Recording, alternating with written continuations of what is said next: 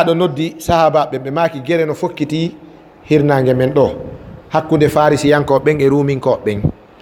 Toroɗen Allah yo Allah wallu ruminkoɓe ɓen. On iɗo gelade yewtene moƴƴa. Toroɗen Allah yo Allah wallu Turki. ɓe wi fi hen ɗum sahabaɓe wi fi hen ɗum nelaɗo maki hum ahlu kitabin, ɓen ko yimɓe defte, ɓe mari dina koye dina annabi Isa ɓe woni. Sahabaɓe wi maki farisiyankoɓe ɓen goyi nelaɗo maki hum majus, ko rewoɓe guiteli. Hakkude chrétien ji on e rewowo yiite on si ɓe ɗiɗo darike ko hombo ɓuuri wonde siɗɗo julɗo? Chrétien ji on ka, parce que lui kanko emo reconnaît l'existence de Dieu. Il a divisé Dieu en trois, et hoore kadi il reconnaît l'existence de Dieu. Est-ce qu'il a divisé ko a reconnaît a wodede? Chrétien ɓe wiya le Père, le Fils et le Saint-Esprit, ɓena ko trois dieux qui se fait un. Mais a qirritike taw ko goto fecciti. Sa qirritaki on ɗon a watano mo feccude ka. E oɗa wi ɗon ko yiite nge woni tagu ɗon, ko yiite nge woni tagu ɗo Allah on, ɓen ɗiɗo komo ɓuuri ɓattade wiyede no andi Allah? Ko chrétien jon nelaɗo maki ko ɓe ɓuuri en ɓattade toroɗen Allah e ɓe foolu. Abu Ibnu Mas'ud o yalti Madina emo sensibiliser mo wadde dawa campagne yandi enen julɓe ɓen toroɗen Allah yo ruminkoɓe ɓen foolu farisiyankoɓe ɓen nani. On tuman Abu Sufyana tawi o silmare o nani kan haala, o naɓi ka nadwa Quraysh ka parlement, o wi Muhammadu e yimɓe mum ɓen walli ruminkoɓe ɓen sabu ɓe hiɓe wola fi Allah goto. Ko honɗum Utbatu bun Rabi'a wi kanko laamino Makka, no geli ko ñande Badri yo halki, kanko e baaba goto makko nene goto no wiye Saybatu bun Rabi'a. Nde ñande ɓe halki ɓe jeeya 11 sanadiɗo Quraysh on tuman Utba dari o wi lanansuranna al farisa wa Hubal, o wi mi wondiri Hubal enen Quraysh en walla e Faris. Andi joni woni deux équipe, woni joni Real e Barça, a faami? Joni eno Real e Barça, nelaɗo e sahaba en no supporti Rum Turki, hooreɓe Makka ɓen no supporti Faris. Hare nden waɗi e nder ɗe balɗe ɗon Allah walli farisiyankoɓe heferɓe ɓen e hoore ruminkoɓe ɓen. Eɗon gelade julɗo kan toujours ko on testete, komo holodirɗa o ko on darnotoɗa ka. A yiyay goɗɗo no a yewtira ɓawo ɓengu mum ɗo naɓa juɗɗen nanga guite ɗen wiya hotti ko hombo ka, a waɗay ɗum sorijo? A waɗata ɗum, komo holodirɗa on ko on campata. Bon ɗo sahaba ɓen non joni woni yomuɓe ɓeni nelaɗo en supporti rumɓe folari. Abu Sufyana en waɗi bara, ɓe jali julɓe ɓen, ɓe mokki julɓe ɓen. ɓeni ɗon inna ɗo no Allah ɗo weldi, annabajo mon e Allah no weldi. Awa andike Allah jippini simore rum nden, gulibati rum fi adna al ardi min ba'di galabihim sayaglibun. A faami? Gulibati rum, ruminkoɓe ɓen folama fi adna al ardi wa hum min ba'di galabihim sayaglibun. Fi bidi sinin, e nder duuɓi jeeɗɗi ɓe foolay kadi kamɓe ruminkoɓe ɓen. Quraysh wi awa heɗoɗen daren Muhammadu woli kadi en yiyay si wonay. Ɓe woni ɗon duuɓi jeego, duuɓi jeeɗɗi ferama no Madina, risala iwri Rum.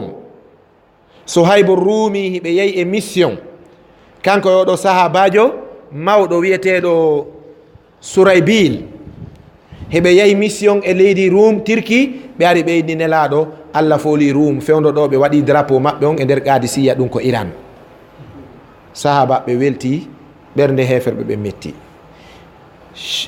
Rum on tuma noon nelaɗo woni ɗon seeɗa ɓe faati. ɓay ɓe faati ke Seydina Aboubacre lonti. Seydina Aboubacre noddi sahaba ɓen ɓe maaki en udditay Qadisiya, kono tawi hawju ɓe yiɗa en, puisque Iran ƴetti position. ɓay sahaba ɓe nelaɗo ɓen supportano ɓe fewdo hare nden hakkude maɓɓe Rum ko ruminkoɓe ɓen ɓe supporti ko ɓen ɓuuri woɗɗitade.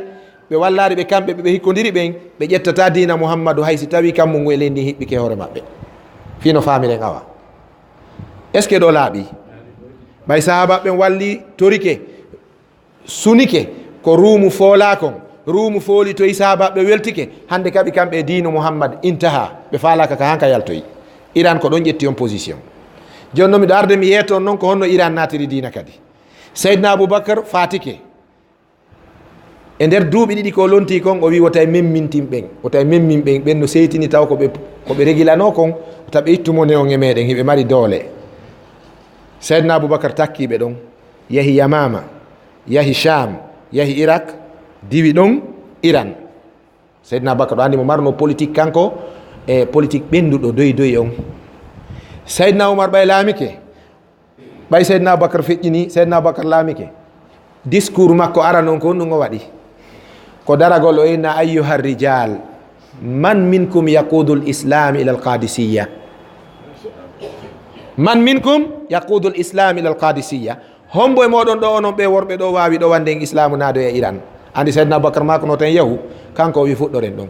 Iran humpiti ɗum ɓe inni awa Oumar an kadi a gaynari min faalaka ma handi tagge e ɗon famde yewtere nde moƴƴa pulum noon jewɗo simanteri ɗo e seytinalngol Seydina Oumar an goɗɗo ñaama curki an mbu'aki ala haqqil ceerno ko ɗum woni angal haqqil ka ko probléme ko Seydina Oumar makuno kon ko hombo nadanoytalan islamu gadisiya nanga ɓe si ɓe jaɓari dina haɓɓa ɓe farta ɓe inni awa an kadi min wattitima e dinu Mouhammadou min faalaka ma. Iran faltake Oumar handi tagge hay fattujo maɓɓe ɓeynitirta Oumar wallahi billahi.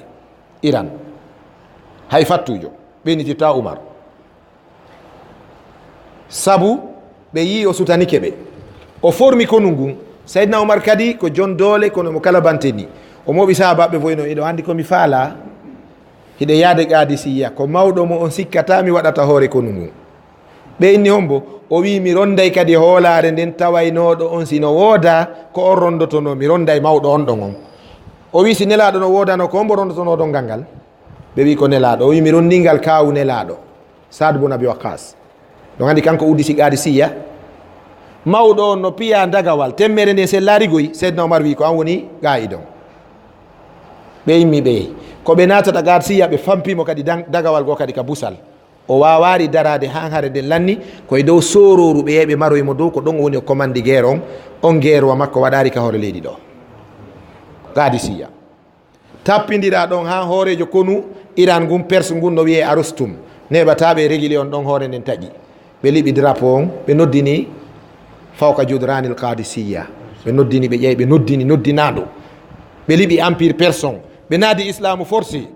Seydina Oumar windi lettere o wi bon o wi noon faalaka dinu Mouhammad joni noon on jaɓay ɓenni ɓay feere ala wo on faalaka Oumar kanko noon laami on ɓenni min nunnay ha o feƴƴa ko ngun gaygu woni hakkude maɓɓe. Iran faaletake julɗo handi tagge eɗen famude yewten nden ko gaygu muynagu si tawi noon ɓe muyni ɗan ɓiraɗan ɗon ɓe bolcima an e pullo ɓe bolci ɗan e ma a wi a ittira ɗan kooƴe an e muusu reedu on hukkodiri amma yittitanos islam.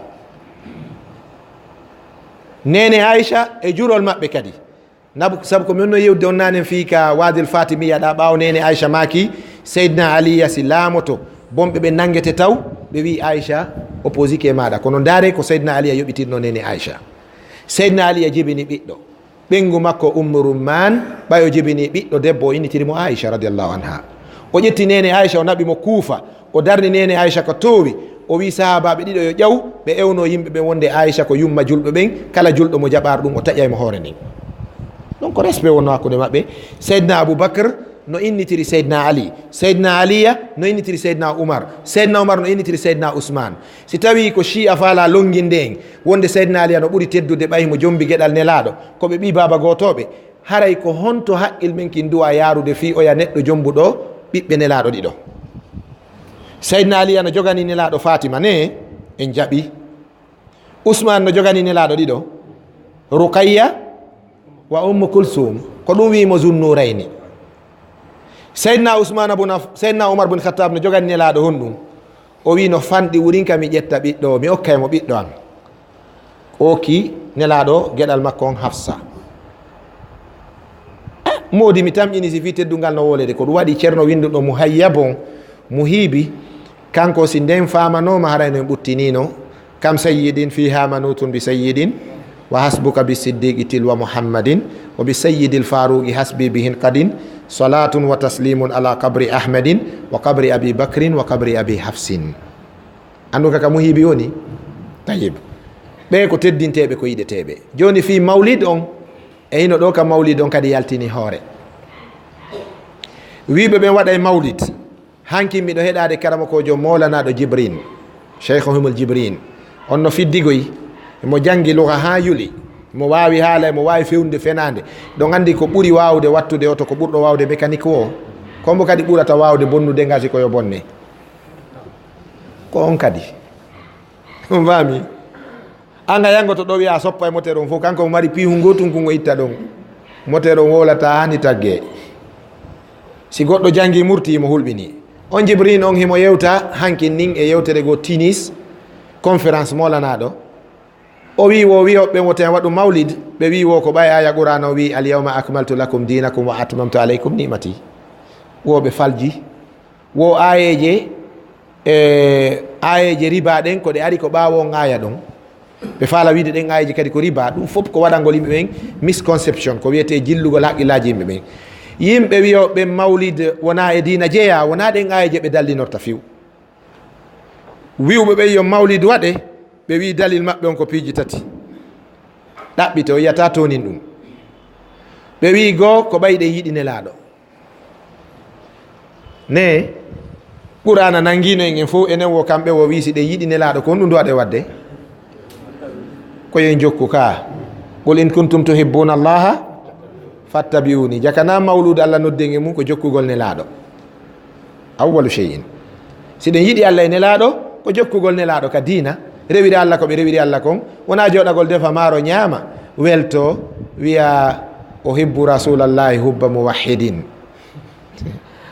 anta to hibbul urza ko maaro wela e ma ceerno siɗa yiɗuno nelaɗo hubba muwahhidin lattaba'tahu a jokkaynomo ka sunna makko ko ɗum qur'ana wi ɓe wi ɗimmum ɗum ko ɓe waɗiranta nelaɗo mawlid argument maɓɓe on ɗimmon wurin on ɗon o neɓari ko ɓe fuɗɗimo gollitirde wo ko par ce que nelaɗo hoori alkamsa e tenen heɗe de moƴƴa ɓe landa ko on ɗum hoori non tenen ɓe maki koye nde ñande mi jibina ɗum no selli annabi sa sallam koye tenen jibina oustaz alhasana sow hafisahullah wa raahu ɗe balɗo ɓe yewta ɗo e radio ngo mi heeɗi nde yewtere mi tawi karama kojo neɓuɗo ka da'awa ko kullil dina karama kojo si neɓi ayiye karama koɓe goo no deƴƴi sikkaɓe wuura ñande ɓe woli woyonayi ɓeyni a cemilanɗo goɗɗum ka radio télévision ngo ɗo ɓe yewta ɓe ɓiƴede noon question ji no arde ɓeyni nelaɗo hoori tenen on maki koye nden ɓe jibina si tawi hakkude moɗon e allah hiɗen faala waɗande nelaɗo mawludu e tenerre nden haray ko tenerre wotere ka ko tenerre ɓe o yawi ko nde ɓe saɓɓe fof ɓe accatano ɓe hoorayno ne ɓeyni awa kadi harayno kadi jogitagol nden tenerre ɗon mawlid harayno ko honɗum duwanoɗe wadde ko ñamugol ka ko horugol ɓaynelaɗo horu ka ɓe hoori ɓe landa ko on ɗum hoori ni on ɓe maki koye ndemi jibina jaka nelaɗo waɗiri mawlid mum on awa honɗum o horugol awa terte sakuji maaro